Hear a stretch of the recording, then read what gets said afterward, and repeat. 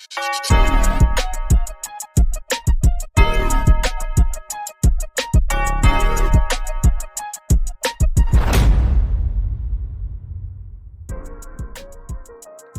back to the new SEC podcast. We are back week 3, and we are have some SEC play to talk about. We got Vanderbilt at South Carolina. South Carolina continuing to rise up the rankings, number 11 right now.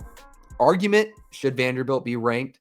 They have a common opponent. Vanderbilt looked a lot more convincing in that win than South Carolina did. I say rank Vanderbilt, but point for another day. I think this game will work that out itself. One team's got to win.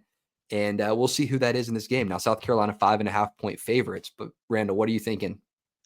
Look, I'm thinking the Commodores have a shot. I'm anchored down. I'm just going to go out there and say it. Vanderbilt got 1 vote in the AP poll. That is a load of bull jive. I think this Vanderbilt team deserves to be ranked at minimum 25. I don't think you take out any other SEC teams per se, with Auburn or Missouri being 24 and 25.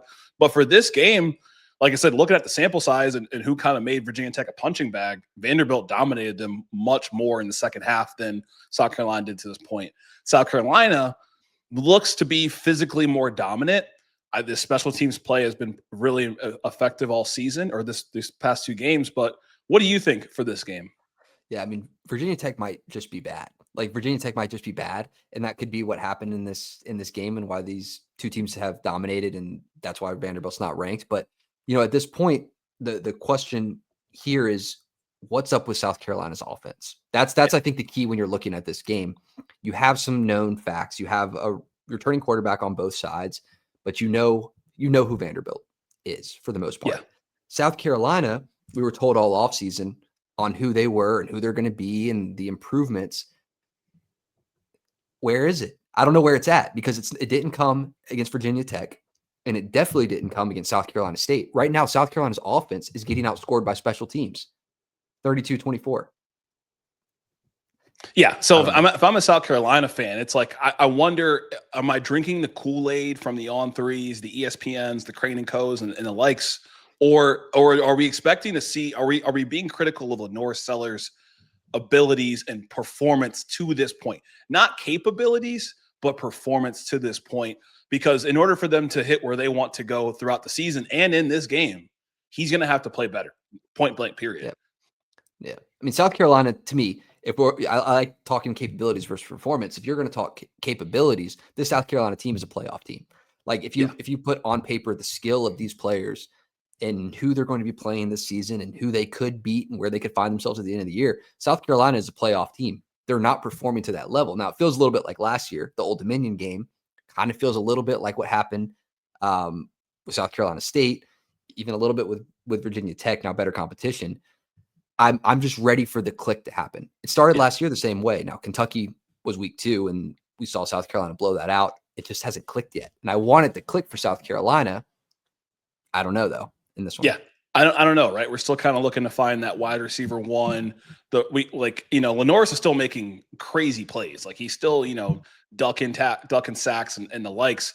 On the other side for Vanderbilt, this kind of the same blueprint we saw last season.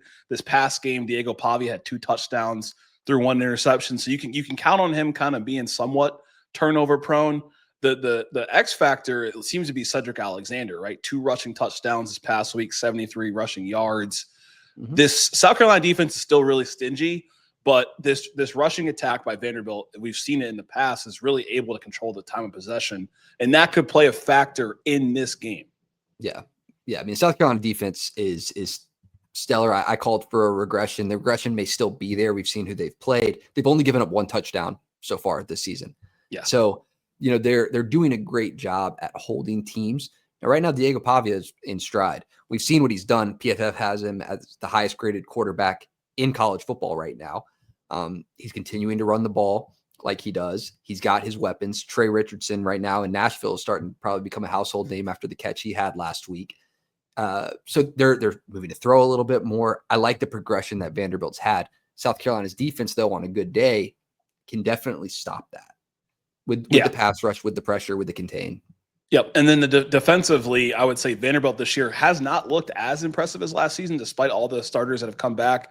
Obviously, they held Virginia Tech to a measly 20-plus points, but there's still some gaps here. And I feel like that's where this is a good game for South Carolina to really have this offense explode and open up, for the rest of the season. Yeah. Vanderbilt's defense, they're bringing some interesting things that I think if you're in a game like this could work. It's the aggressive, different look blitzes that they brought last week. If you bring something in a game like this, we've seen South Carolina's offensive line struggle. If you make them look at something a little bit different, you put some pressure on Sellers. We've seen him be a little bit turnover prone with fumbles, puts the ball on the ground. Not every time it turns over, so you don't see it on the stat sheet, but watching the game, you see him put the ball on the ground a few times. Vanderbilt could bring some of that. In a game like this, now it's a big game for both teams. And like I said, at some point, it's got to come together for South Carolina. Someone's going to be the recipient of that come together. And it could be Vanderbilt now.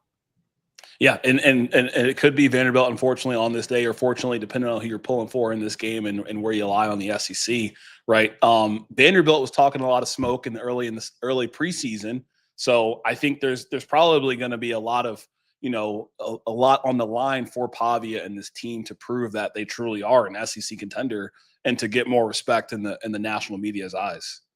Yeah, for sure. I mean, they're looking at this game as being the one to start that campaign. It would be a huge win for Vanderbilt. It wouldn't be that big of a win for South Carolina because of, the expectations that they had. Right now, it's one of those type of situations. I think that South Carolina right now in this game the offensive line needs to improve. They need to work on moving the ball downfield, hitting the receivers. They're one of only two teams in the SEC along with Kentucky to not have a receiver over 100 yards on the season. Right now, you have to continue to improve in the pass game. In this game, that's the key for South Carolina. You got to be able to throw the ball, and you got to be able to do it behind a competent O-line. If the O-line play improves, then I like South Carolina.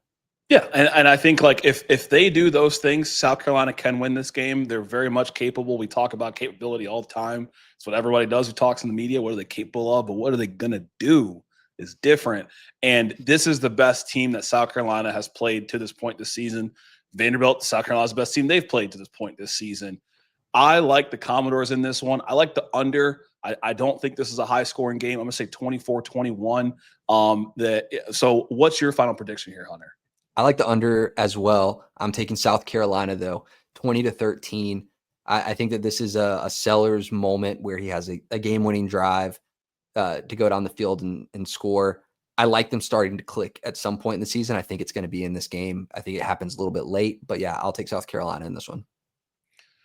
Well, we want to know what y'all think here. Does this game propel South Carolina throughout the rest of the season? Does this game give, Vanderbilt the opportunity to get on the map when it comes to the rankings? If you like content like this, please like, follow, subscribe, listen to us on Spotify, Apple Podcasts. I'm Randall Odette Jr. We got the great Hunter Ziesman here, and until next time.